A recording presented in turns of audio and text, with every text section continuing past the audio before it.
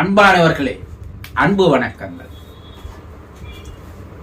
நீங்களும் உங்களுடைய குடும்ப அங்கத்தினர்கள் அனைவரும் நல்ல உடல் நலத்தோடு, நல்ல மனநலத்தோடு, நல்ல வாழ்க்கை வளத்தோடு, நீண்ட ஆயுளோடு, நிறைந்த மெய்ஞானம் பெற்று வாழ எல்லாம் அல்ல இறை பேராற்றில் அருள் புரிய வேண்டும் என உங்களுக்காக நாள்தோறும் பிரார்த்தனை செய்யும் உங்களில் ஒருவன் நான்.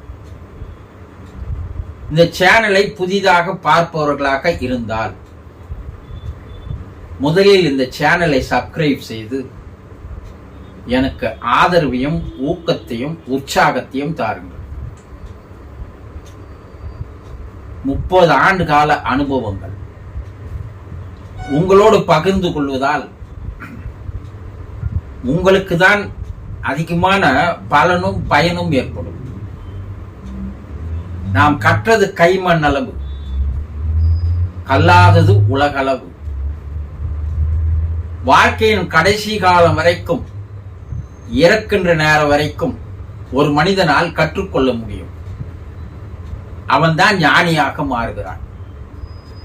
அடுத்த பிறப்பில் அவன்தான் அவதாரமாக பூமிக்கு வருகிறான். இறை ஆற்றலுடைய செயல்பாடுகள் எல்லாமே ஏற்கனவே தீர்மானிக்கப்பட்டது.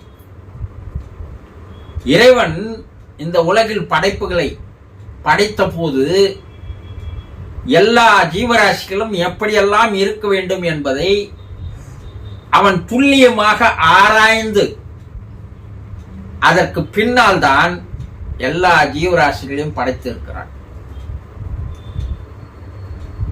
அவனை போல ஒரு மாபெரும் விஞ்ஞானி இனி உலகத்தில் பிறக்கவே முடியாது, எவனும் வரவும் முடியாது. அப்படிப்பட்ட வாழ்க்கையில் அவன் மனித பிறப்பை படைத்தது எவ்வளவுக்கு எவ்வளவு ஒருவன் கற்கிறானோ, ஒரு பிறப்பில் எவ்வளவு அளவுக்கு அவன் கற்கிறானோ அவனுக்கு அடுத்த பிறப்பு மேலும் உயர்ந்து ஒரு பிறப்பாக அமைகிறது என்பதுதான் இறைவனுடைய நியதி. அது தெரியாமல் நாம் வாழ்ந்து வருகிறோம். இந்த லௌகீக வாழ்க்கையில் உண்ணுவதும் அனுபவிப்பதும் உறங்குவதும் மட்டும்தான் வாழ்க்கை என்று நினைத்துக் கொண்டிருக்கிறோம். இப்போது வாழ்ந்து வருகின்ற வாழ்க்கையை சரியான முறையில் வாழ தெரிந்து கொண்டால் வாழும் கடைசி காலத்தில் நம்முடைய இறப்பினுடைய அர்த்தம் நமக்கே தெரிந்துவிடும். அடுத்த ஒரு பிறப்பு ஒரு மாபெரும் பிறப்பாக நம்மாலேயே நிர்ணயித்துக் கொள்ள முடியும். அதற்குண்டான சுதந்திரத்தை இறைவன் தந்திருக்கிறான். ஆகவே என்னோடு தொடர்ந்து பயணம் செய்து வாருங்கள். பல்வேறு விஷயங்களை நீங்கள் கற்றலை விட கேட்டலே நன்று என்று சித்தர்களும் முன்னோர்களும் கூறுவார்கள்.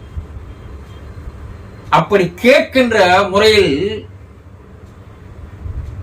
உங்களை நீங்கள் அபிவிருத்தி செய்து கொள்ள முடியும், உங்களை நீங்கள் உயர்த்தி கொள்ள முடியும், உங்களாலும் ஒரு ஞானியாக மாற முடியும். புரிந்து கொண்டீர்களா? இன்று நாம் என்ன பார்க்க போகிறோம் தெரியுமா? பலர் தொடர்ந்து கேட்டு வருகின்ற கேள்வி, என்னுடைய வீட்டில் இறந்த என்னுடைய தாய் தந்தை அல்லது கணவன் மனைவி யாரோ ஒருவர் அந்த வீட்டில் இறந்திருக்கலாம். இறந்து அவர்கள் இத்தனை ஆண்டுகள் ஆகிவிட்டது. அவர்கள் ஆன்மா சாந்தி அடைந்திருக்குமா அடைந்திருக்காதா என்பதை நாங்கள் எப்படி தெரிந்து கொள்வது? இறந்தவர்களுடைய ஆன்மா சாந்தி அடைந்திருக்குமா அடைந்திருக்காதா, அதை நாங்கள் எப்படி தெரிந்து கொள்வது என்பதுதான் கேள்வி. யார் ஒருவர் இறந்தாலும் அந்த ஆன்மா சாந்தி அடைவதற்காக தான் வேத காலம் முதல் கொண்டு புராண காலம் முதல் கொண்டு பல 1000 வருடங்களாக வேத ரிஷிகளாலும் முனிவர்களாலும் சித்தர்களாலும் ஞானிகளாலும் அவதாரங்களாலும் கூட மனிதர்களுக்கு அந்த இறந்து போனவர்களுடைய ஆன்மா சாந்தி அடைவதற்காக எல்லா மதத்திலையும் அதற்குண்டான காரியங்களை, சடங்குகளை, வழிபாடுகளை, பிரார்த்தனைகளை வைத்திருக்கிறார்கள். உலகில் இருக்கின்ற எல்லா மதங்களிலும் இந்த முறை பின்பற்றப்பட்டு வருகிறது. அப்ப ஆன்மா சாந்தி அடைவதற்காக நாமளும் சில சடங்குகளை, சில காரியங்களை, சில வழிபாடுகளை, சில பிரார்த்தனைகளை செய்கிறோம். ஆனால் அதை முழுமையான நம்பிக்கையோடு, முழுமையான ஈடுபாட்டோடு அந்த சடங்குகளுடைய அர்த்தங்களை தெரிந்து கொண்டு செய்கிறோமா அல்லது கடமைக்காக செய்கிறோமா என்றால், இன்றைய காலகட்டத்தில் கடமைக்காக செய்கிறோமே தவிர அந்த சடங்குகளில் இருக்கின்ற உள்ளார்ந்த அர்த்தங்கள், விடைகள் தெரிந்து கொள்வதில் மக்கள் ஆர்வம் காட்டுவதில்லை. அமாவாசைக்கு திதி தர, காரியம் பண்ற, தோஷம் பண்ற, ஆன்மா சாந்தி அடைந்துடும் இல்லையா? 100 வருடத்துக்கு முன்னால் செய்த இந்த சடங்குகளுடைய 100% உண்மை இன்றைய காலகட்டத்தில் 10% கூட அது நிறைவேற்றப்படவில்லை என்பதுதான் ஆவி உலக ஆராய்ச்சிகளின் மூலமாக தெரிய வருகிறது. அன்று செய்தவர்கள் ஒரு முழுமையான நம்பிக்கையோடு, முழுமையான அர்ப்பணிப்போடு, ஈடுபாட்டோடு அதை செய்தார்கள். அதனால் பலன் கிடைத்தது. இன்று செய்பவரும் கடமைக்காக செய்கிறார். அதை போய் செய்வதற்குண்டான வாரிசுகளும் கடமைக்காக செய்கிறார்கள். இப்ப ஆன்மா சாந்தி அடைவதில்லை.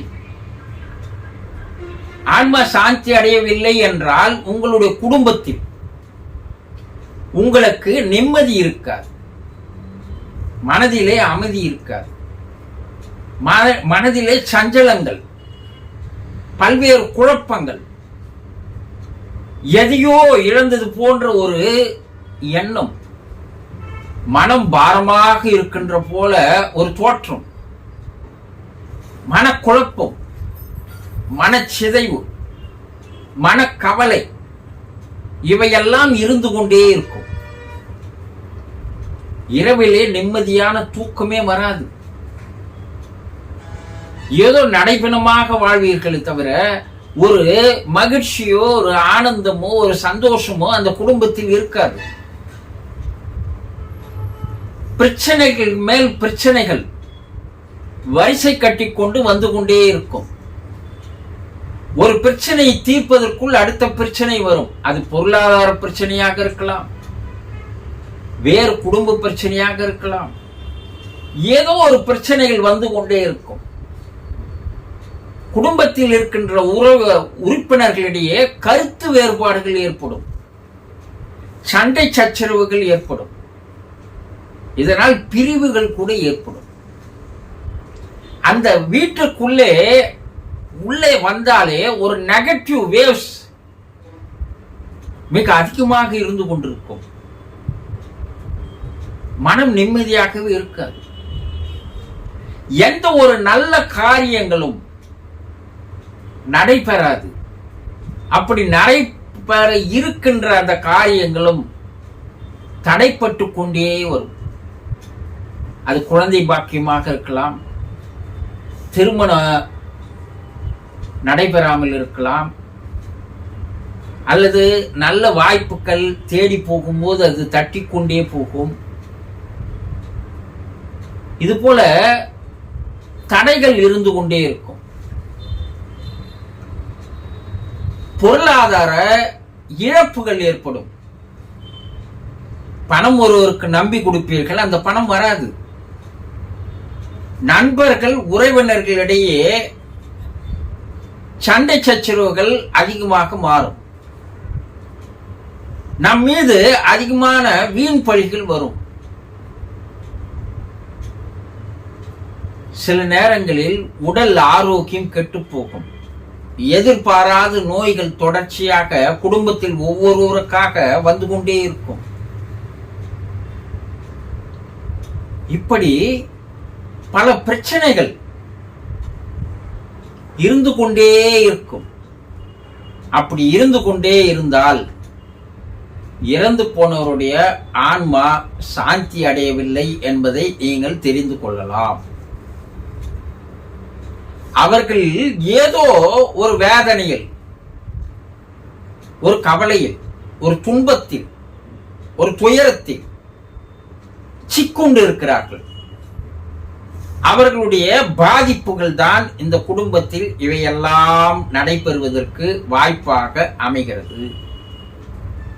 இதை தெளிவாக தெரிந்து கொள்ளுங்கள். உங்களுக்கு எல்லாமே ஒரு பெரிய ஒரு தடங்களாக, மனதில் நம்பிக்கை இல்லாத ஒரு நிலை, மகிழ்ச்சி இல்லாத ஒரு நிலை,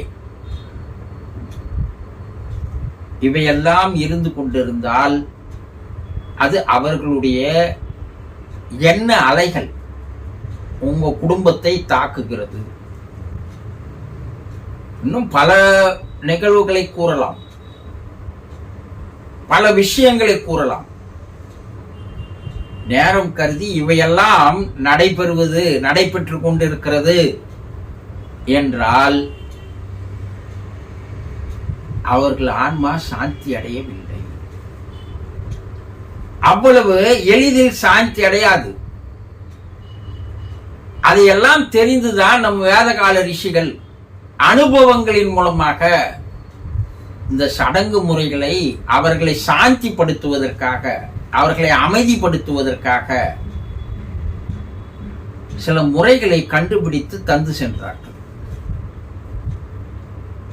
இரண்டாவது, அவர்கள் ஆன்மா சாந்தி அடைந்து விட்டது என்றால் அப்போ நீங்க செய்யற செயல் சரியாக இருந்து அவர்கள் மனம் அங்கே சமாதானம் அடைந்து அமைதி அடைந்தால் நீங்க செய்யற செயல்களை வைத்துதான் அந்த ஆன்மா சாந்தி அடைந்தால் அவர்களுடைய அருளும் ஆசியும் அன்பும் அரவணைப்பும் உங்களுக்கு நிச்சயமாக கிடைக்கும். மறுபிறப்பு எடுக்கின்ற வரை அவர்கள் உங்களை கவனித்துக் கொண்டிருப்பார்கள். உங்களுக்கு ஒரு பாதுகாப்பு கவசமாக இருப்பார்கள். உங்களுக்கு நல்ல நல்ல செய்திகள், நல்ல நல்ல நிகழ்வுகள் நடைபெறுவதற்குண்டான சூழ்நிலை, வாய்ப்புகள், சந்தர்ப்பங்கள் தானாக வந்து அமையும். நீங்கள் எப்பவோ கொடுத்த பணங்கள் எல்லாம் திரும்பி வரும். உங்களை விட்டு விலகி போன நண்பர்கள், உறவினர்கள் கூட தானாக தேடி வந்து சேருவார்கள். குழந்தை பாக்கியம் உண்டாகும். அவரே மறுபடியும் உங்களுடைய குடும்பத்தில் வந்து பிறப்பார். அது தாயாக இருந்தாலும் தந்தையாக இருந்தாலும், தந்தையாக இருந்தால் அவருடைய பெண்ணின் வயிற்றிலே வந்து பிறப்பார். தாயாக இருந்தால் மருமகள் வயிற்றிலே வந்து பிறப்பாள். இப்ப நல்ல நிகழ்வுகள், மனம் ஏதோ ஒரு சந்தோஷமாக, ஆனந்தமாக, மகிழ்ச்சியாக இருக்கும். ஏதோ பெரிய மனபாரம் இறக்கி வைக்கப்பட்டது போல ரிலாக்ஸா நீங்க மாறுவீர்களானால் அவர்களுடைய ஆசி அங்கிருந்து உங்களுக்கு தொடர்ந்து வந்து கொண்டிருக்கிறது. உங்களிடம் யாராவது தீய சக்தி நெருங்கினால் அந்த சக்தி வந்து சேராதவாறு அவர்கள் பாதுகாப்பார்கள். உங்களுக்கு ஏற்படுகின்ற விபத்துகளில் இருந்து கூட அவர்கள் பாதுகாக்கிறார்கள். இது நிரூபிக்கப்பட்ட பல உண்மைகள். அப்போ உங்களுக்கு அவர்களுடைய அன்பும் ஆசையும் அருளும் இருந்தால் நடக்காதது, இதுவரை நடக்காததெல்லாம் நடக்கும். உங்களுக்கு ஒரு மகிழ்ச்சி பெருகிக் கொண்டே இருக்கும். பொருளாதார அளவிலும் சரி, மற்ற அளவிலும் சரி, உங்களுக்கு வளர்ச்சிகள் மேல் வளர்ச்சிகள் இருக்கும்.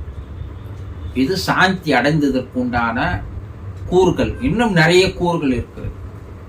இவையெல்லாம் ஏதோ மேம்போக்காக கூறப்படுகின்ற விஷயங்கள் அல்ல. இவையெல்லாம் பல ஆண்டு ஆராய்ச்சி, ஆவி உலக ஆராய்ச்சிகளின் மூலமாக கண்டுபிடிக்கப்பட்டு வெளியே கூறியிருக்கின்ற நிரூபிக்கப்பட்ட உண்மைகள். அப்போ இறந்து போனவர்களுடைய ஆன்மா சாந்தி அடைவதற்குண்டான வேலைகளை நீங்கள் செய்ய வேண்டும். அப்படி சாந்தி அடைவதற்குண்டான வேலைகளை நீங்கள் செய்தால் அவர்கள் ஆன்மா சாந்தி அடையும். அதனால்தான் 21 நாட்கள் இந்த ஆன்ம சாந்தி பிரார்த்தனை நிகழ்வு நடத்துகிறேன். விருப்பம் இருப்பவர்கள் தொலைபேசியில் தொடர்பு கொண்டு விவரங்களை கேட்டறிந்து அந்த நிகழ்வில் பங்கு கொள்ளுங்கள். புரிந்து கொண்டீர்கள்?